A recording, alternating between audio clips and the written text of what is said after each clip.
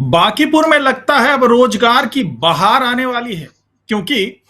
जिस तरीके से प्रशांत किशोर ने कहा है कि अगले 1 से 2 साल के अंदर मैं 10,000 युवाओं को नौकरी देने वाला हूं। जाहिर सी बात है, नौकरी किसे अच्छी नहीं लगती, और खास करके युवाओं को जो कि यहां से पलायन करने को मजबूर हैं, तो क्या उन्हें ये नौकरियां बिहार में ही मिलेगी या फिर उन्हें नौकरी पाने के लिए बिहार से बाहर जाना पड़ेगा? क्योंकि प्रशांत किशोर का जो प्रस्ताव है, वो भले ही चुनावी वादे में ये कहते हो कि वो पलायन को रोकेंगे, वो रोजगार को कैसे बढ़ाया जाए उस पर काम करेंगे, लेकिन अभी जो रोजगार देने की बात हो रही है उसमें पलायन को रोकना थोड़ा मुश्किल होगा, क्योंकि साफ तौर से उन्होंने कहा है कि उनकी जान पहचान कई बड़े लोगों के साथ है, फैक्ट्री वालों के साथ है, ऑफिस वालों के साथ है, तो वहां पर बांकीपुर के 10,000 युवाओं को नौकरी दिलाने का वो काम करने वाले हैं। तो क्या वाकई उनको युवाओं की चिंता है या फिर ये भी एक बड़ा राजनीतिक कार्ड है? भले ही ये राजनीतिक कार्ड हो, लेकिन क्या कोई विधायक अगर इतनी फिक्र करता है अपने विधानसभा क्षेत्र के युवाओं की, तो उसकी प्रशंसा तो करनी चाहिए, उनकी तारीफ तो करनी चाहिए, सराहना होनी चाहिए। लेकिन देखना यह है कि इस 10,000 नौकरी के जो वादे इन्होंने किए हैं वो कब तक ये पूरा कर पाते हैं, और क्या इनकी सीधी टक्कर अब बिहार सरकार से है जो 1 करोड़ नौकरी देने का वादा कर रहे हैं अगले 5 साल में। तो इसी पर चर्चा होगी हमारी इस खास पेशकश में, तो इसे आखिर तक जरूर देखिएगा। नमस्कार, मैं हूं डॉक्टर सुरजीत सिंह और आप देख रहे हैं YBN बिहार झारखंड। और इस खास पेशकश में हमारे साथ जुड़ गए हैं मैनेजिंग एडिटर YBN न्यूज के दीपक गौर जी। स्वागत है आपका। जी नमस्कार सुरजीत जी। जी नमस्कार। तो क्या दीपक जी ये माना जाए कि ये वाकई युवाओं की चिंता है, जैन जी को अपने साथ जोड़ने की एक पहल कह सकते हैं इसको, या फिर ये भी एक कोई मास्टर स्ट्रोक है प्रशांत किशोर का? जी सुरजीत जी, देखिए लगातार हम अपनी कई डिबेटों में और लगातार जब से हम इनके चुनावों को कवर कर रहे थे तब से हम ये बात लगातार कहते आ रहे हैं कि प्रशांत किशोर एक कुशल रणनीतिकार तो हैं और उन्होंने कई लोगों को अर्श से फर्श पे और फर्श से अर्श पे पहुंचाने का काम बखूबी निभाया है। एक बार फिर से वो इस बार खुद चुनावों में उतरे। बांकीपुर सीट से उन्होंने एक एक बहुत ही बड़ा स्ट्रोक लगाते हुए बांकीपुर की जो भाजपा की जो पूरी गढ़ वाली सीट कही जाती थी उसे जीता, और अब उन्होंने अपना लक्ष्य बना लिया है आने वाले समय में बिहार की सत्ता के केंद्र को। उससे इतर ये लगातार लगातार उस तरह की बातें पहले भी कहते नजर आ रहे थे। इनकी बातों में यूथ, रोजगार, शिक्षा, भ्रष्टाचार, ये सारे मुद्दे पहले से थे, और उसमें से पहली पर एक ये चोट करते हुए नजर आते हैं। प्रशांत किशोर अपनी जीत के बाद बांकीपुर के जो पहले दौरे पे गए, एक बार उन्होंने लोगों से जनसंवाद किया, बातें की, और इस बातों के दौरान उन्होंने एक नहीं चार जो है लोगों के साथ वादे किए। उन वादों में से पहला एक वादा जो है वो ये है कि वो बांकीपुर सीट के जो बांकीपुर विधानसभा है उस क्षेत्र में आने वाले 10,000 युवाओं को नौकरी देंगे। उन्होंने साफ कहा कि ये जो नौकरियां हैं वो कोई सरकारी नौकरी नहीं है, ये प्राइवेट नौकरियां होंगी। ये जरूरी नहीं कि वो बिहार में ही मिले,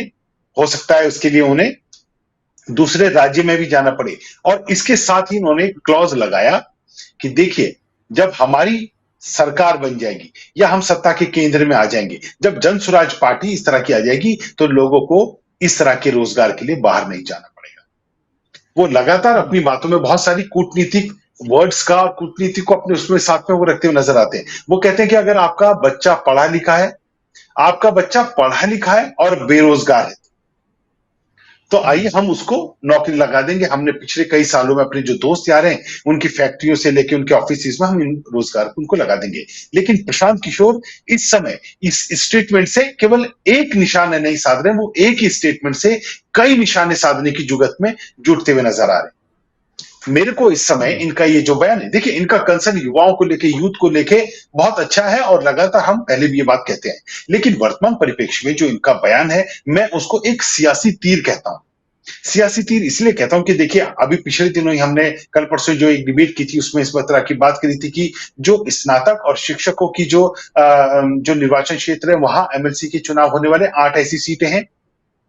ये यूथ सेंट्रिक ऐसी बातें कहते हुए बिहार में एक मैसेज कन्वे करेंगे। और वो अगर यूथों को हिट कर गया, अगर अक्टूबर तक, सितंबर अक्टूबर तक ये 2 4 5 हजार लोगों को दूसरी जगह फैक्ट्रियों में, अलग अलग ऑफिसों में नौकरी लगवा भी देंगे, तो ये उसका महिमा मंडन बहुत प्रचंड तरीके से करेंगे। आने वाले दिनों में सोशल मीडिया पर, क्योंकि सोशल मीडिया और इस तरह के टूल्स को यूज करना प्रशांत किशोर की टीम को बखूबी आता है।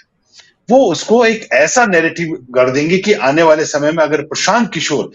बिहार की सत्ता में आते हैं तो बिहार के युवाओं से लेके, बिहार के शिक्षकों से लेके, बिहार की शिक्षा व्यवस्था से लेके, बिहार के ब्यूरोक्रेसी से लेके, बिहार की सत्ता में जो डिसीजन मेकर है, वहां सब सब कहीं ना कहीं वो प्रशांत किशोर और जनसुराज का वर्चस्व बढ़ता हुआ नजर आएगा।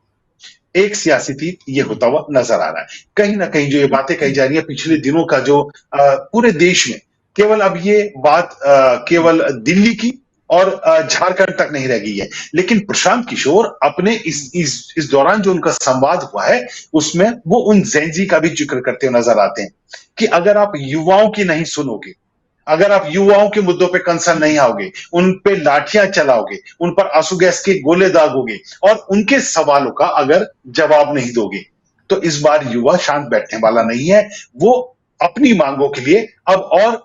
मुखर होकर आपके सामने आता हुआ नजर आएगा। कहीं ना कहीं ये कहते हुए प्रशांत किशोर उन जेंजियों की, उन युवाओं की, जो कहीं ना कहीं इस समय अलग अलग राज्यों में कहीं ना कहीं क्या कहते हैं, सरकारों के साथ किसी मुद्दों को लेकर अड़े हुए हैं, भिड़े हुए हैं, ये कहीं ना कहीं उनको अपना एक समर्थन, और मौन समर्थन नहीं, खुला समर्थन देते हुए नजर आ रहे हैं। तो ये कहीं ना कहीं वो जो सेंटीमेंट्स है, जो यूथ सेंटीमेंट्स है, वो जो एक नैरेटिव है, ये उस नैरेटिव को बिहार की राजनीति में स्थापित करते हुए नजर आ रहे हैं।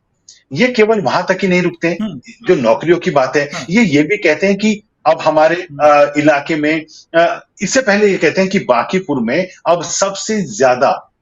नौकरी पेशा वाले लोग आने वाले दिनों में मिलेंगे। तो ये कहीं ना कहीं बिहार की आने वाली राजनीति का एक आधार बनाते हुए नजर आ रहे हैं। जो अभी पंचायत चुनाव,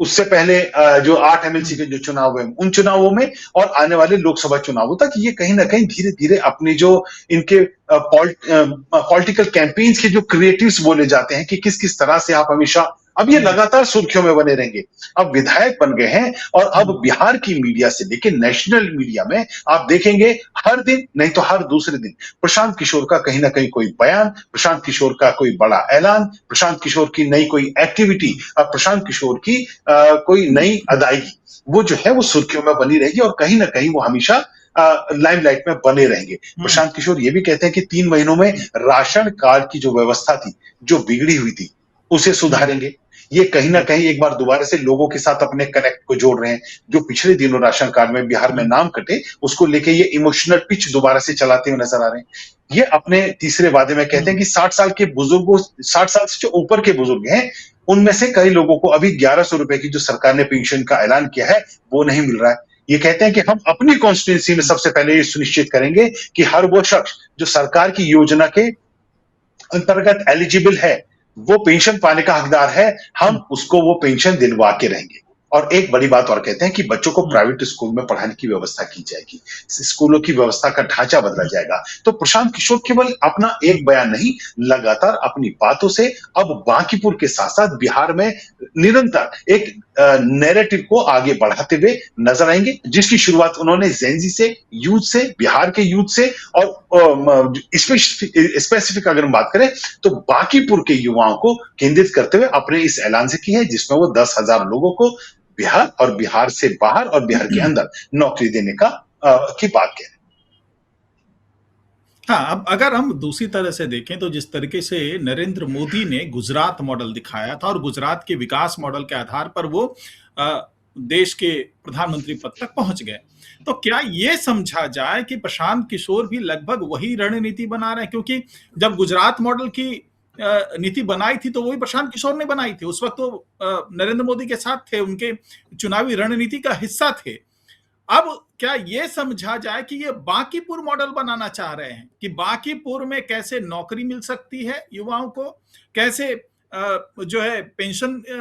की व्यवस्था हो सकती है, कैसे राशन कार्ड की व्यवस्था हो सकती है। तो ये एक बांकीपुर मॉडल तैयार करके ये दिखाना चाहते हैं कि अगर मैं केवल एक विधायक होते हुए, मैं कोई मंत्री नहीं हूं, कुछ नहीं हूं, मैं केवल एक विधायक हूं, अगर एक विधायक इतना कुछ कर सकता है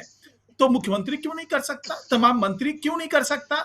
और ये मॉडल जो है इनडायरेक्टली उन तमाम विधायकों पर भी दबाव बनाएगा कि भाई अगर कोई एक विधायक ऐसा कर सकता है तो दूसरे विधायक क्यों नहीं कर सकते। तो क्या ये समझा जाए कि ये अभी जो सत्ता पक्ष है उसको पीछे धकेलने की कोशिश है, उसके सामने एक मॉडल पेश करना जो है, ये एक बड़ा मास्टर कार्ड ये खेलने की तैयारी में है प्रशांत किशोर। जी, बिल्कुल आपने सही बात पकड़ी है। असल में आपने देखा होगा और मीडिया में भी आप लगातार उन चीज़ों को कह भी रहे हैं कि बिहार में अब जो नीतीश कुमार का जो सुशासन काल था, उसके बाद अब एक गुजरात मॉडल के तहत काम होता हुआ बिहार में नज़र आ रहा है।